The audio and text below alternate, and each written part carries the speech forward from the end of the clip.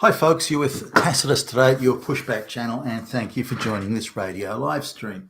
You've probably all heard now about Elon Musk having finalised his buyout or his acquisition of Twitter. So the senior management has been shown the door there, which it couldn't have come too soon. So I'd just like to have a little look at Twitter, and in the hope, of course, that it's in the throes or about to change considerably, and all the conservative voices that were banned for some very creative reasons will be able to come back. But we'll see. But just looking at the senior management of Twitter, and also the people who had the power to shadow ban or cancel, delete accounts. So let's have a look at sort of both those things. Now, Project Veritas has done some very good undercover journalistic work here, getting the people who work at Twitter, whether it be programmers or anybody involved in cancelling and banning conservative voices, and some of the senior people are on public record, and they've done a number of interviews, and I've looked at some of those. Some of those interviews are beyond fawning. Not a single tough question, nothing gets challenged, and there's always the cooing, oh, you're so stunning and brave, and this sort of interviewing style, which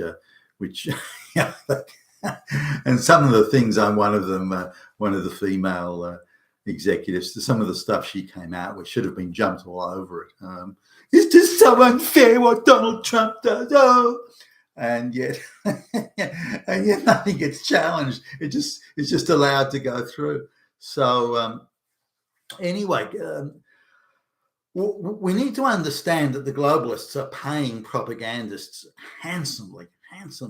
If you're an effective, in the globalist view, if you're an effective propagandist, which means to trash and suppress alternative views and to tell the most outrageous lies in the service of globalization and the globalist project, then you can be very handsomely rewarded. Some of the senior managers at Twitter, in my view, would be, they would be maybe a little bit more than the average wage, maybe 2 times the average wage, but they're in no way sophisticated, bright, heavy hitter people. Far from it.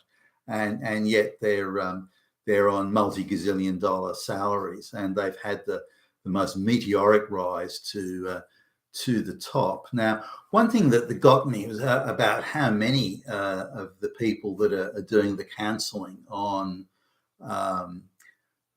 conservatives, cancelling or shadow banning conservative voices or conservative utterances, and working, as it would appear, very closely with the globalist controlled politicians to shut down conservative voices or any alternative opinion. They don't necessarily have to be conservative, just an alternative opinion. Anything that may somehow go against or question the globalist project really is anything like that has to go. So somebody may do a mean tweet and get cancelled, but BLM and Antifa can say the most hateful anti-white propaganda, but no, that's fine, they can stay. So clearly there's you don't even need to think about this. Clearly there's an outrageous double standard that they applied, even while they were bleating about how morally superior and righteous they were. But just having a look at it, I'll just sort of randomly pick a couple of their top executives, and for gender balance, I'll pick a male and a female. But I was intrigued at how many Indians were involved in that deleting and shadow banning. It was a sort of almost like an Indian mafia that was in there, and they were very active in doing the shadow banning. Now, the other thing that sort of came out that I noticed, you've got to hunt around a little bit here, is how all of these Indians have a huge chip on their shoulder that they've suffered the most horrible racism from these evil white people. One of them even claims that they and their parents were victims of Nazis. The Nazis came for us. We experienced Hitler, and they're sort of, so their view and the view of others there is that they're not just running a an internet business. They're there to get revenge against all those fucking evil fucking white Nazis and bring them to book and just show those damn white fucking devils that we're in charge now. And we can decide what you say, where you say it, and when you say it, motherfuckers. And this is a sort of an interesting attitude for a platform that purports to be impartial. I wonder how they reconcile those two. But it's quite clear for when they're questioned, which isn't that much, but when they're questioned about the cancelling of even what I would consider to be very mild utterances, certainly far less radical and hateful than anything that the BLM and Antifa people and others do. But they've got this attitude that they're morally superior, that they've got this moral high ground, which means when they do it, it's okay. So because we're doing it for the right moral reasons. And so their claim is, no, we're not cancelling conservatives. We're cancelling Nazis, Hitler. Okay. Well, that's clearly absurd. And they're just giving themselves that excuse to say, well, anyone we don't like is a Nazi. We're allowed to cancel Nazis. And by the way, we're spiritually and morally the most righteous people, and we're thus allowed to do it. So now I don't know if people who had got places by merit and were had earned their jobs and so on would behave that way. Maybe they would. I don't think so. I'd be very reluctant to behave like that. I'd have a lot of problems with Antifa and BLM, for example, saying the things they do, and others. And I would take the view that racism against any group is not pleasant and should be moderated, whether it's against white people or anyone else. If it's purely on the basis of nothing other than the color of their skin, white supremacists, then I would think that shouldn't be allowed. But anything that is even mildly in favor of or speaks well of the white population is viewed as Hitler. But the most terrible hatred can be poured on white people. No, that's okay. No, that's all right. They're just standing up for themselves. That's all. So that brings a layer of the absurd here. But are the people impressive? Now, let's just take one female executive. I won't name her, but she claims to come from she's a migrant, claims to come from a very impoverished rural background, and somehow though manages to get herself into one of the top law universities in the country. Now, she doesn't sound like a moron, but doesn't sound particularly bright either. The idea that she could get into that without affirmative action, I think, is close to impossible. So I'm assuming she's affirmative action and gifted that role. Now, she studies for and does a lot of moonlighting with NGOs and the activist crowd, and gets into a lot of activist groups while studying at university. And so she's there studying for something like 8 years, 7 or 8 years, which is a long gig. Now, the idea of coming from an impoverished background but managing to pay for 8 years at university, doing all that study, and she'd have minimum of $300,000 debt, assuming she was getting all the loans herself, a $300,000 debt when leaving university. Now then goes to Silicon Valley, and certainly on accounts that public interviews that she's done that are in the public domain, she gets she walks straight into one of the most prestigious IPO type law firms in the United States, let alone Silicon Valley. So now there's people would kill to proverbially would kill to get a gig at this. This law firm could have any law student they want anywhere in the United States, but somehow they want to employ this migrant girl who's got no experience at all and has been affirmative actioned into university. That just seems a bit odd to me. I don't buy that. But maybe it's another affirmative action hire. They're short on brown women, and so they think, shit, we better give her a job. Now, again, she even today, at 50 years old or whatever she is, she still talks like a child, in my opinion, who has never really had any responsibility, has never had to overcome challenges and take the responsibility for failure or bad decisions or incorrect decisions. She comes across as someone who's still in first year university, and that her whole life has just been working in committees, lots of very politically correct committees. Now, she claims to be, this high-powered executive, but the amount of times that she breaks down and cries at work because of unfairness and this sort of thing, to me, would disqualify her from anything other than the most junior roles.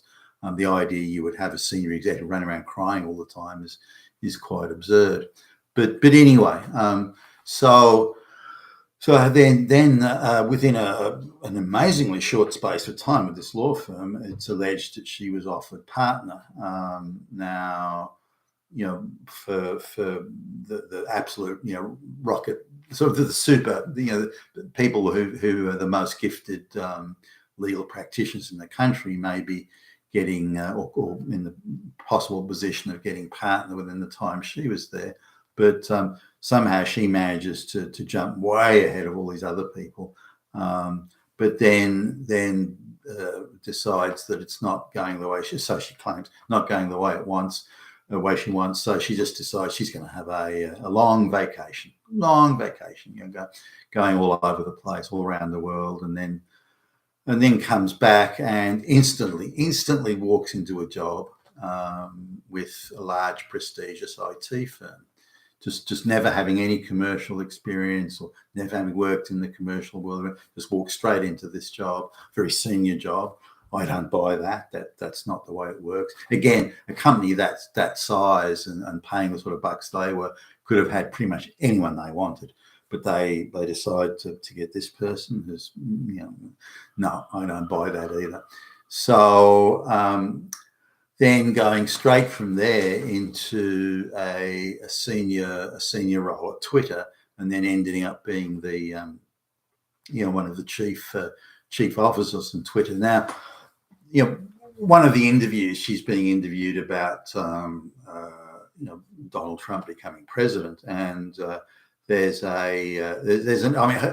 her opposition to Trump as a president and to the policies is instantly obvious. I mean, she doesn't even need to sort of directly state it, and even adds that the company actively, its legal department actively engaged in various manoeuvres to try and stymie and oppose the Trump policy agenda. Have they ever done that to the Biden policy agenda or the Obama policy agenda? I don't think so. So somehow is only Trump had to be opposed. Now, on what basis was Trump to be opposed? Well, migrants, especially from the subcontinent, by the way, should be able to come and go as they please. And if anyone, in majority white countries opposes that, then it's unfair. It just is unfair. It's fascist. It's fucking Hitler. That's what it is. And we have a moral duty to oppose it.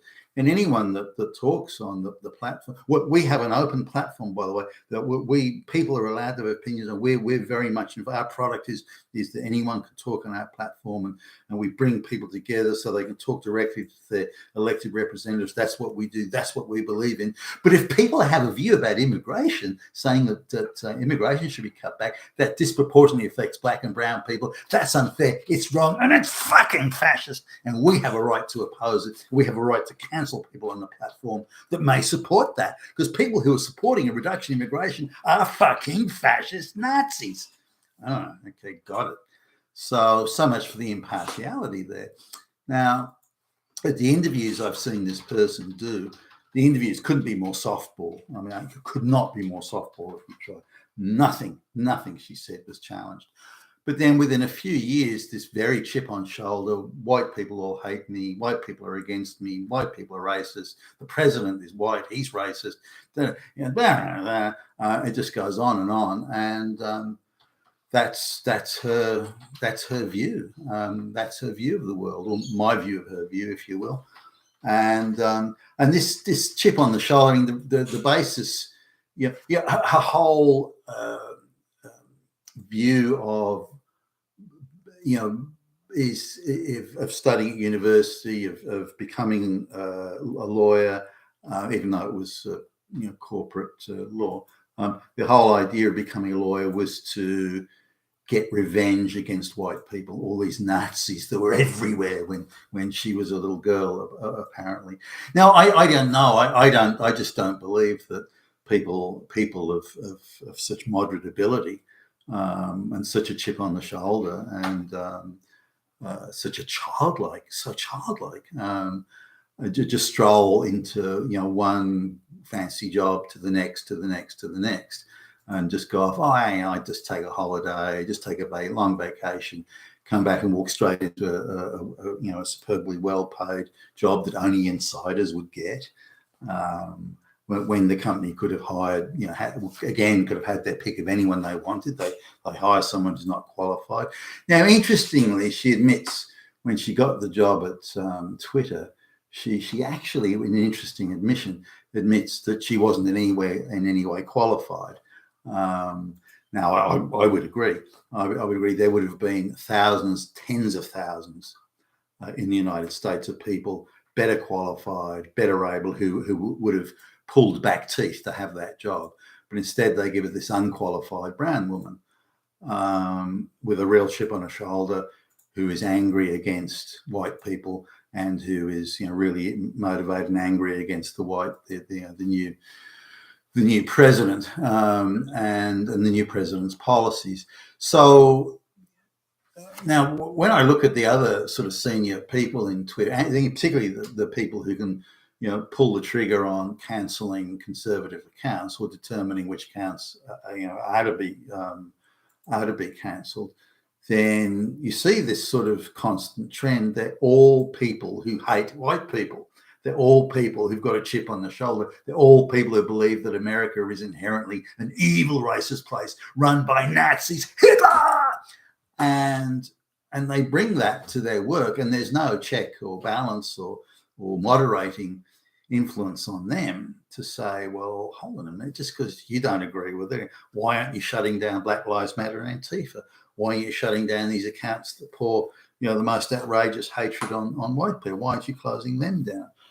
No, we only close down Nazis. So clearly that the people are being hired who are very political and very much in favor of shutting down those who would question or oppose the globalist project. I mean, in her cognizance, the globalization of the world means more black and brown people can come to the white countries and can do so unimpeded, without having to go through annoying visa applications, that sort of thing. That's her view of what equality is, that the brown and black peasants can come to the white, wealthy white West.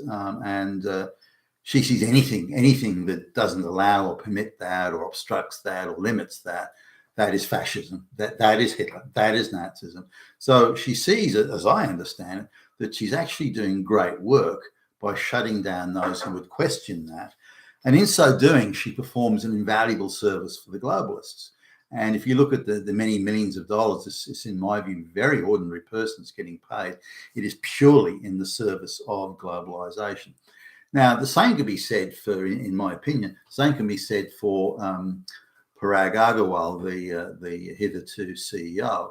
Now, all his academic qualifications were gained, as I understand it, gained in India, and he may have done a affirmative action PhD in the United States. He may be a competent programmer. Apparently, he's a mathematician of some repute. I don't know. The awards and everything he's got all seem to be very affirmative action, as far as I can tell. Let's suppose for the moment he's a competent mathematician and programmer. I would question that some, but nonetheless, he's on paper he looks like he's got those sort of credentials. Now, somehow the decision's made to put him in charge of a very political, very propaganda-based organisation. It's it's almost nothing to do with programming anymore.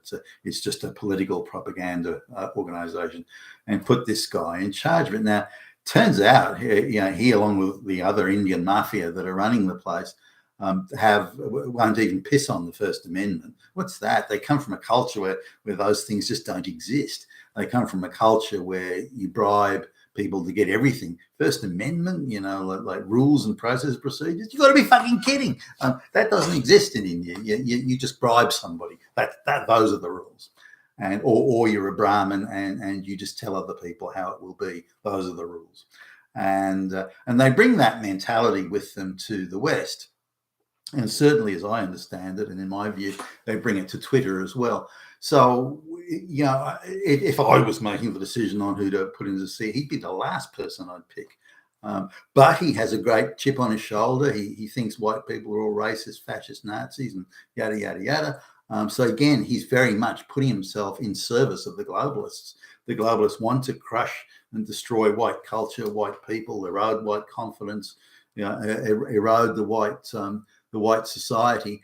And who better to rub these evil fascist Nazi white people, the good middle class white folks, who better to rub their faces in it than a bunch of people from a third world peasant economy. So when you look at these people, they're very unimpressive, in my view, very unimpressive, ordinary people who've been wildly overpromoted beyond anything they're merit based. And an interesting comment that both of them made